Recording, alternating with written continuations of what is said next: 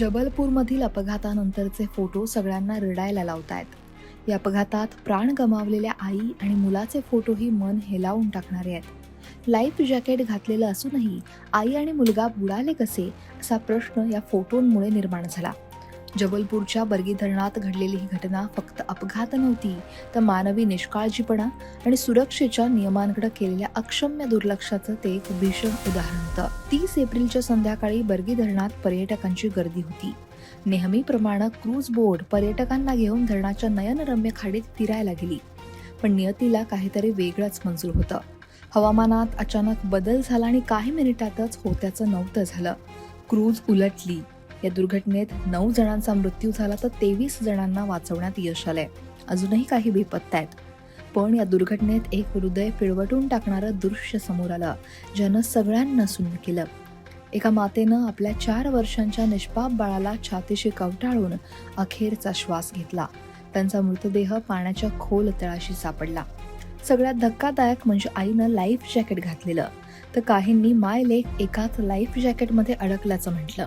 मग life jacket असूनही जीव का वाचू शकला नाही, हाच प्रश्न अनेकांना छळतोय. त्या प्रश्नांचं उत्तर दिलंय प्रत्यक्षदर्शींनी आणि दुर्घटनेतून वाचलेल्या प्रवाशांनी. त्यांच्या दाव्यानुसार ही दुर्घटना फक्त खराब हवामानामुळे नाही, तर सुरक्षेच्या नियमांच्या गंभीर उल्लंघनामुळेही घडली आहे. अपघाताआधी बोटीवरील लोकांनी लाईफ जॅकेट घातलं नव्हतं. जेव्हा बोट बुडू लागली तेव्हा घाईघाईनं लाईफ जॅकेटचं वाटप सुरू झालं. याच दरम्यान त्या महिलेनं आपल्या मुलाला स्वतःच्या लाईफ जॅकेटमध्ये घट्ट बांधलं. इथेच सगळ्यात मोठी चूक झाली.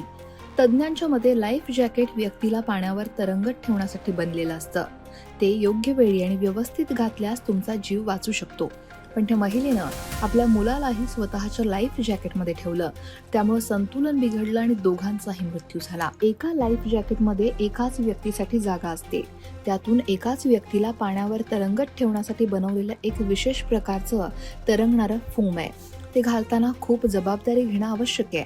अन्यथा ते ऐनवेळी निकामी होऊ शकतं आणि घालणाऱ्या व्यक्तीला आपला जीव गमवावा लागू शकतो. तज्ज्ञांच्या मते लाईफ जॅकेट प्रभावी ठरण्यासाठी ते योग्यरित्या परिधान करणं आवश्यक आहे. अचानक आलेल्या वादळात, गोंधळाच्या परिस्थितीत लाईफ जॅकेट्स योग्य वेळी न मिळाल्यानं किंवा ते नीट न घातल्यानं त्याचा उपयोग होत नाही. इथेही तेच घडलं.